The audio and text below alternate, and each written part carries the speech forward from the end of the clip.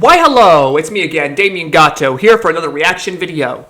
Now the video I'm about to react to has been brought to us by a lazy masquerade.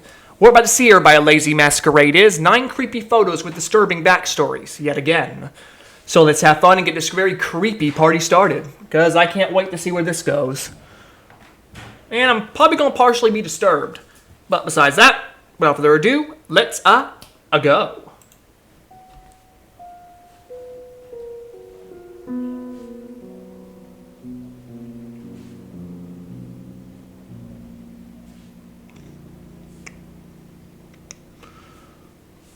Today's video is sponsored by Hunter Killer.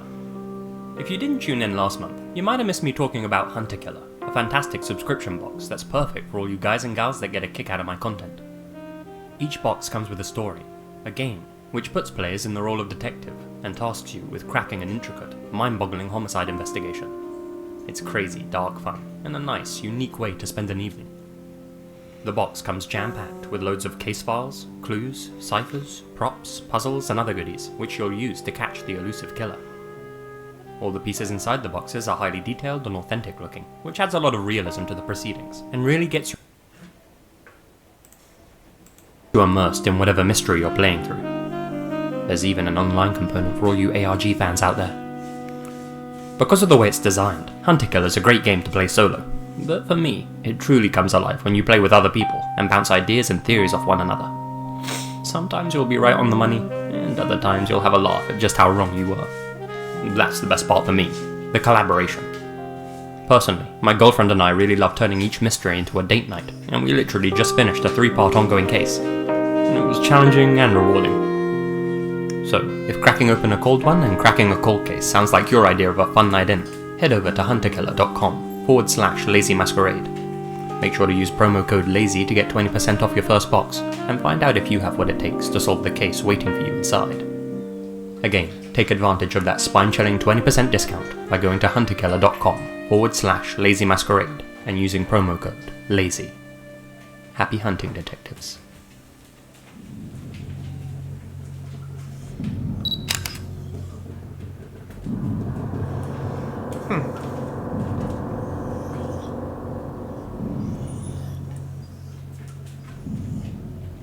I want to kick this video off with a picture that's been circulating around recently. I don't think many of you will be familiar with the story behind it. Last month, Belgian detectives released a piece of evidence to the public, which could be the key to cracking one of the country's most notorious unsolved mysteries. That piece of evidence is this photograph, which was sent to them anonymously. The man in this image is said to be a vital lead in the investigation of the crazy Brabant killers. Oh. Between the years of 1982 and 1985, the group carried out a huge number of robberies and raids, targeting jewelry stores, restaurants, supermarkets, hostels, car dealerships, and other businesses in the Brabant area of Belgium. What made this group so feared was their mercilessness. They would burst into establishments wearing face paint and immediately begin opening fire on anyone inside. Employees, customers, didn't make a lick of difference to them. During their spree, the group took the lives of 28 people, including innocent children. Hey. 22 other civilians were seriously injured. So basically these guys are basic monsters. Some of their victims were even tortured before their lives were ended. There are even accounts of the members shooting dead civilians just outside the stores they were about to rob. No reason whatsoever, other than to cause fear, that is. True psychopaths, if ever there were some. It's not known exactly how many members were a part of the Brabant crew, though the number's estimated to be between 4 and 10. None of them have ever been found or identified. The 3 core members were nicknamed by the media. They were known as the Giant, a tall man who's believed to be the gang's leader, the Killer, who was the main shooter, and the Old Man, who was the getaway driver. For whatever reason, they abruptly stopped their raiding in 1985 and disappeared completely. Since the introduction of DNA tests, investigators have made significant progress in tracking down the members. Now, with this photograph, they're one step closer to learning the identities of the men who so barbarically opened fire on helpless civilians, all for the sake of money. and not even that much money at that. They'd often leave empty-handed, or with some petty cash or low-value goods at best. The weapon the man's holding in this photo is believed to be one of those used during the spree. Do you recognize the man in this image? I don't recognize the man, but what type of gun is that? I've never seen that before. If so, please get in contact with the Belgian authorities. You just might hold that vital piece of information they're searching for. I should add that this is also a race against time, as the Belgian statute of limitations for the case runs out in 2025. Hopefully they find their perps before then.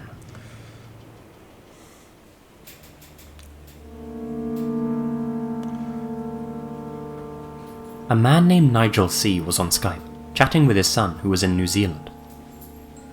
While the pair were catching up, Nigel's son suddenly appeared frightened by something. He asked his father, "Who's standing behind you?" "Nobody," replied Nigel. "I'm alone in the house." Terrified, his son quickly took a screenshot. This was the image he captured. He sent this screen grab to his father. Nigel quickly turned around to look for an explanation, but saw nothing. He didn't hear or feel anything either, despite the fact that in the screenshot, a figure appeared to be touching his shoulder. Though seemingly human, the entity in the screenshot looks to have a naturally pale, latex-like skin. Though only partially visible, its face appears to be feminine and still. Well, I think you captured a ghost. Who or what this figure even was remains unknown. Nigel and his son are still searching for a rational explanation to this day.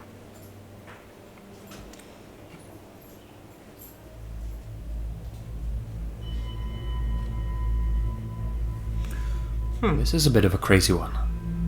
The man in this photo is Franklin Delano Floyd.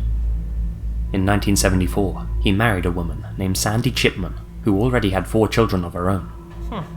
Floyd invited Sandy and her children to move into his home in Dallas, Texas.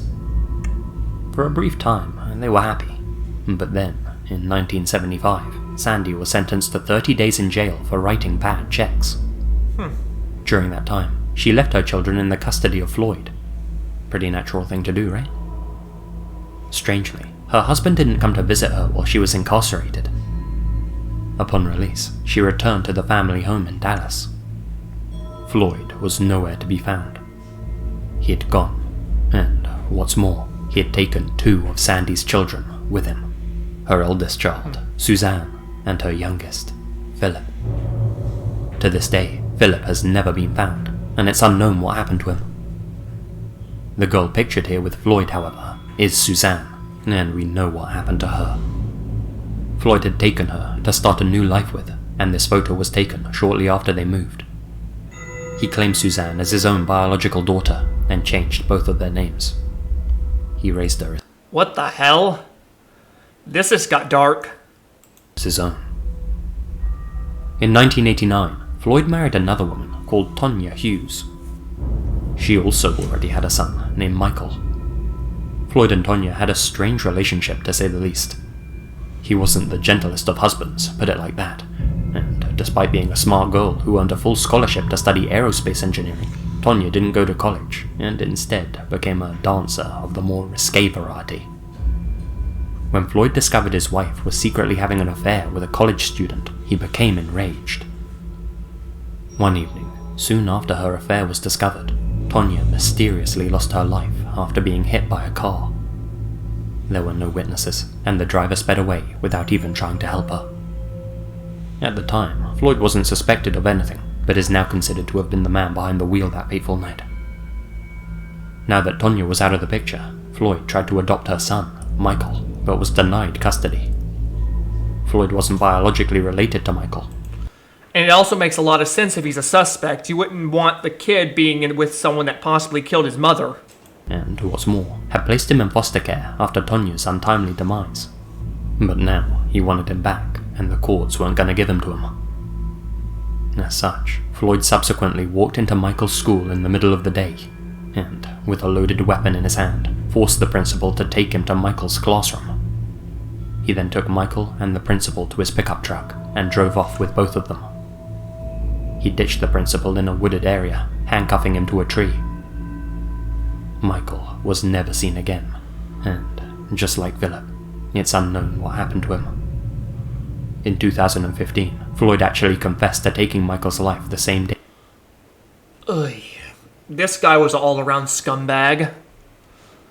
He took him from the school, though that claim remains unsubstantiated, as the boy's remains have never been recovered.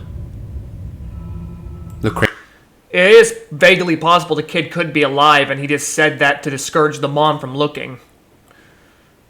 Craziest part about that whole story I just told you? Oh wait, the mom's dead. Never mind, sorry about that.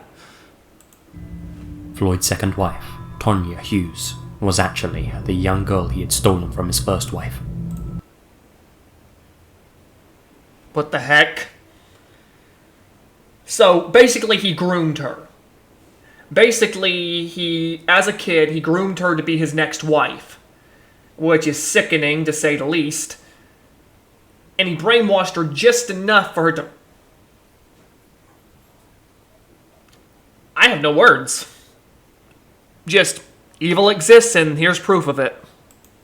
The youngster in this photograph, Suzanne Chipman. Like I said, he had changed her name and raised her as his own. Their relationship was more than that of... To be honest, she probably got into the affair because she realized the brainwashing and decided she wanted out. Which would make a lot more sense. ...of a father and daughter, however. When she was of marrying age, he took her as his wife, and, despite her good grades at school, forced her to start working as a dancer to earn money. At one point, she ended up running away with her high school boyfriend, with whom she had Michael, her son, but Floyd tracked them both down and took her back. As an interesting side note, when one of Tonya's co-workers at the dance club, Cheryl Comesso, reported Tonya for misstating her income and lost her government benefits, Comesso mysteriously disappeared. That was in 1989. 97 photographs were later discovered of Comesso, bound and beaten. Her skeletal remains were later found in 1995, with 2 shots in the back of her skull. Her slaying was linked to Floyd and Tonya, likely a revenge hit. Floyd was eventually apprehended 2 months after taking Michael from the school, and, for his life of sin, was given the death penalty. As it stands, that sentence is yet to be... You're getting exactly what you deserve. I hate to say that, I don't wish death on anybody, but people like this... be carried out. Franklin Delano Floyd is currently 77 years old. For goodness sakes, what's keeping them from putting him in the chair? What, does he have, an excellent lawyer?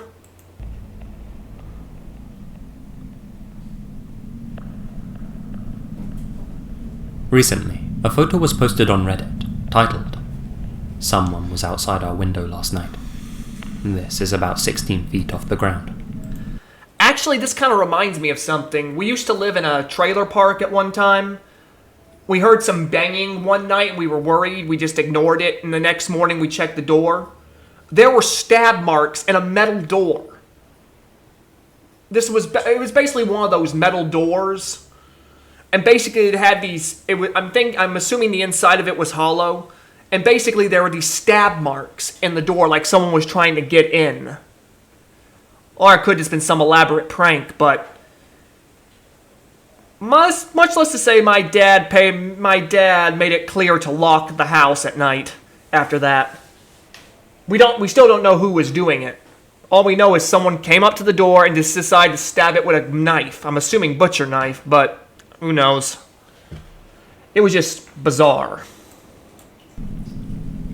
The user, who goes by the name The Tape Library, went on to elaborate. "So, last night I couldn't sleep. It was too hot, so I decided to go into our living room for a bit to cool off. As soon as I walked into the room, I saw these handprints on our middle window. While that wouldn't seem super strange on its own, they weren't there when I went to bed earlier, and we're above a basement flat, so the ground below this window is about 16 feet down. Here's a shot taken from outside that same window, showing the distance to the ground. The OP realized that the prints could have been made a long time ago on the inside of the glass, probably by himself or his partner, so he simply tried to wipe them away.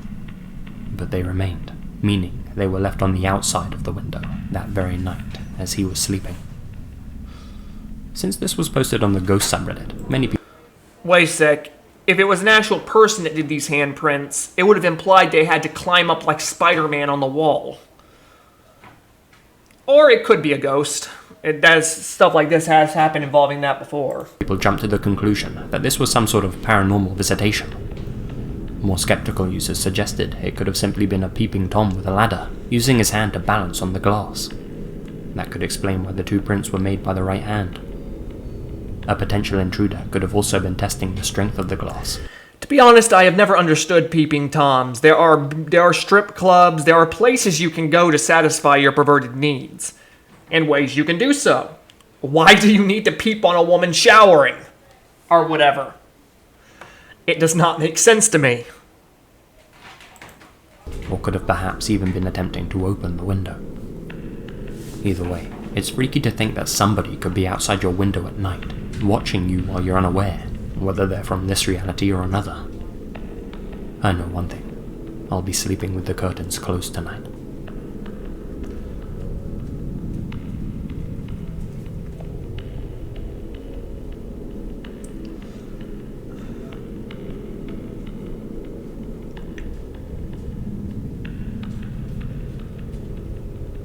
Her expression says it all. This photograph, titled Tragedy at Sea, was taken mere moments after a couple's 19-year-old son was swept out to sea, and captures the mother's immediate reaction. The son had been playing in the couple's yard, but had somehow wandered down to the shoreline and was dragged out by a particularly fierce tide. It was snapped in 1954 on Hermosa Beach, California, by LA Times photographer John L. Gaunt, who also lived by the same beach. Perhaps the most disturbing thing to think about when looking at this image is that it shows the couple in distress, but not yet breaking down. It's that short period where realization is just setting in, where panic is just transitioning into grief. As one user on Reddit put it, it's the moment where the facts start to set in, and there's nothing you can do to prevent it anymore. There's nothing left for this couple to do now, except turn around, go home, and live with the loss. Their lives and dreams for the future completely altered forever. Their son's remains were later recovered from the surf. Gaunt went on to win a Pulitzer Prize for this photograph. He himself had a daughter the same age as the couple's son at the time.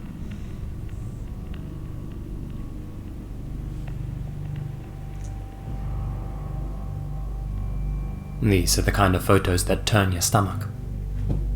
Yadira Reyes was 26 years old when she went on a date with Michael Gargiulo, pictured here. He seemed like a nice guy at first, of course, but as their date progressed, he started to become forceful, aggressive. You can see just how comfortable Yadira was in these images.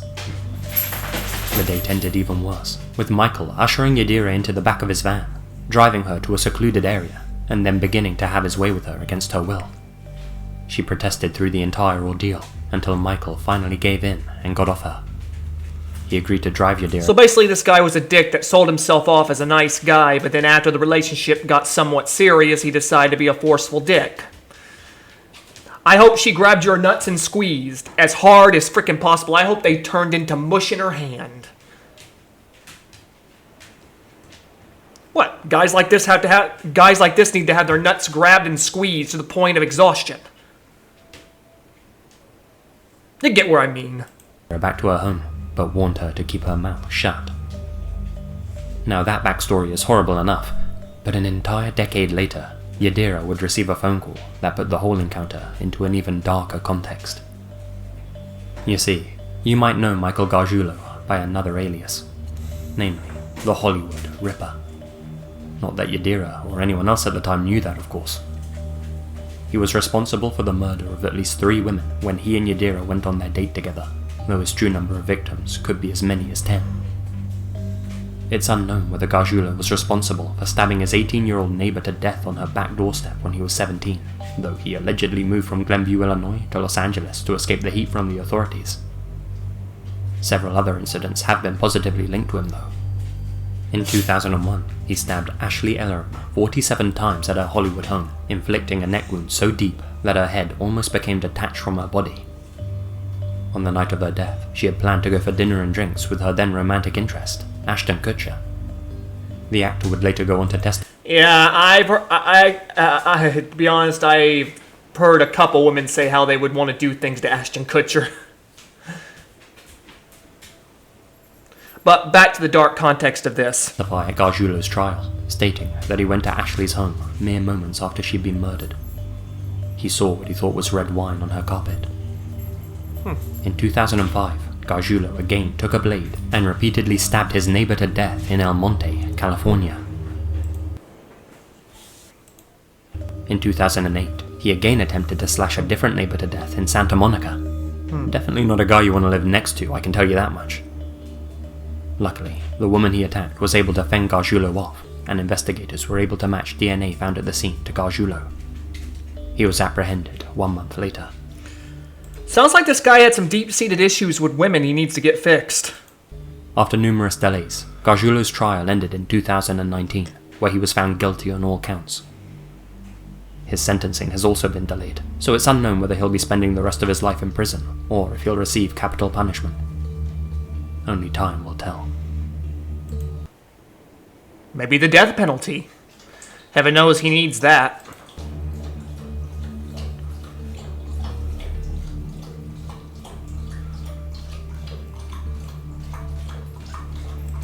I'm just saying, I don't get why some of these instances sometimes don't lead to the death penalty. I'm guessing good lawyer.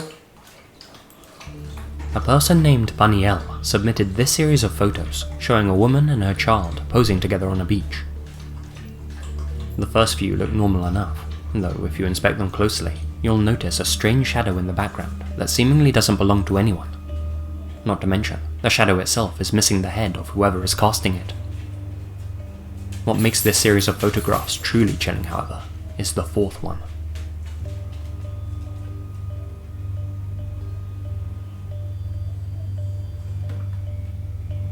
Now, behind the woman. What the frick? That would terrify me. You can see a disembodied head. When you look closely, you can make out the details of a dark face staring down at the water. Given the angle of the head and the position it's in behind the woman, it couldn't have possibly been connected to a body. Not to mention, despite being on a sunny beach, the head is completely shrouded in shadow. The woman in the pictures says she didn't notice anyone behind her at the time, and both she and the photographer were shocked after looking. It was probably someone that died at the beach and is still wandering to this day. Which, that's no surprise. Looking through the images after the fact. Neither of them could come up with any rational explanation for it being there. What was this strange entity, and why did it appear behind her during that carefree trip to the beach? Ghost pictures don't usually do it for me, but even I think this one is disturbing to look at and think about.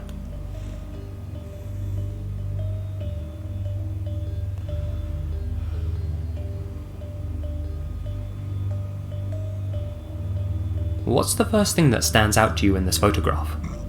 Perhaps the Batman t-shirt that the guy's wearing, or the pram in the foreground. Whatever it is that jumps out at you, it's probably not what makes this image disturbing. This image was taken at Niagara Falls. See the woman in the background wearing the red sweater? That's 20-year-old Ayano Tokomasu. She was a Japanese exchange student on a trip to see the famous waterfall. Notice how I said was. She's standing on the guardrails, posing for a picture herself that her friend was taking. What she didn't realise was just how slippery those rails are at the viewing platform. Moments after this photo was taken, she lost her footing and slipped into the rushing waters near the brink of Horseshoe Falls to her untimely demise. A young life snuffed out in an instant. In our youth, we all tend to feel Poor girl. It's sad when stuff like this happens, but invincible and do stupid things. Sometimes the risks we take cost us big time.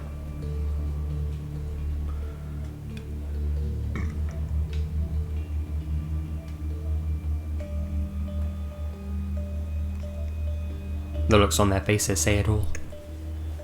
We all know that North Korea isn't the nicest place to live. That's putting it extremely mildly, I know.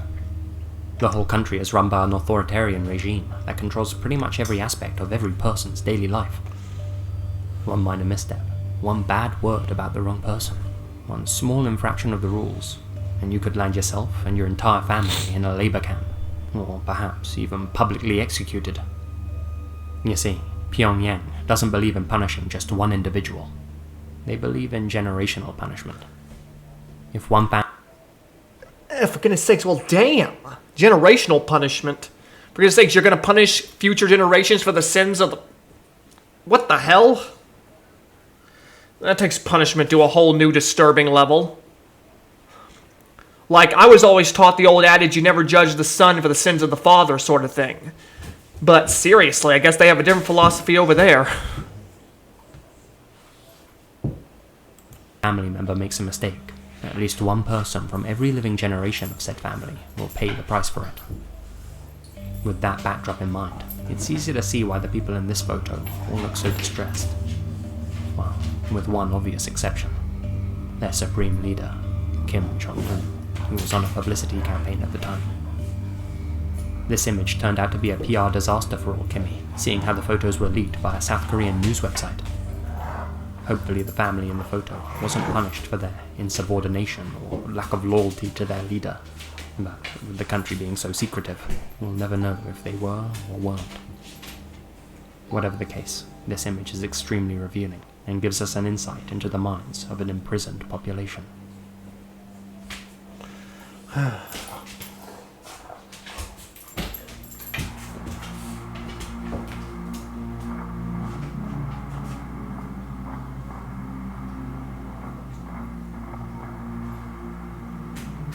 Hey guys, Lazy here, and thank you very much for listening. Sorry if you heard some weird noises in the background to this one. Unfortunately, the cicadas are being very, very noisy today, so, yeah, maybe a little sound interference, I don't know. But yeah, anyway, you guys seem to really enjoy the last photos video, so I thought I'd make another sequel for you guys. With any luck, you enjoyed it. Before this video ends, I'd just like to say a huge thank you to all of my members here on YouTube and all of my supporters on Patreon, especially my biggest supporters. Crawford K. McDonald, Monica Mendoza, Charles Wilson, Tom King, Alex Greensall, Philip Westra, Procubidine Natter, Gina Valera, Martin Batland, Anime Wim, Sarah Ramirez, Sloane Crawford, Nadine, Kelly Rocco, Darius Sapai, Kelly Rocco again, Connor Lothan, Ghost Syra, Sieg Carlar, Infamous Sempapi, Alba Madrano, Silas Geist, Azriel Warakai, Lord 210, The Only Dorita, Aura Dragon 1, Abigail Grunwald, and Matthew J. Bauer. Thank you guys so much for your continued support, it really helps the channel out. That about wraps things up for this one, guys. Be sure to smash that like button or I'll smash you. Follow me on social media and all that jazz. Links to all that in the description. And you'll be hearing from me again very, very soon. Until then, guys, you will stay spooky. Well, I hope you all enjoyed that, well, technically in your own morbid way. But I'm just saying, the lows some people will sink is maddening. Just saying, and this was definitely dark. But besides that, I hope you all had fun with this. I enjoyed reacting to it. I like creepy stuff like this. But besides that, just saying, the lows some people will sink, it's maddening and disturbing. But besides that, also be sure to check out Lazy Masquerade. He covers excellent creepy stuff just like this. A treat to watch. Also be sure to check out my channel, Damien Gatto. Gameplays and reactions. Also be sure to leave comments or any videos you'd like to recommend in the description down below. Thank you. Have a nice stupendous day and hope you all take care. About to say that was just plain awesome.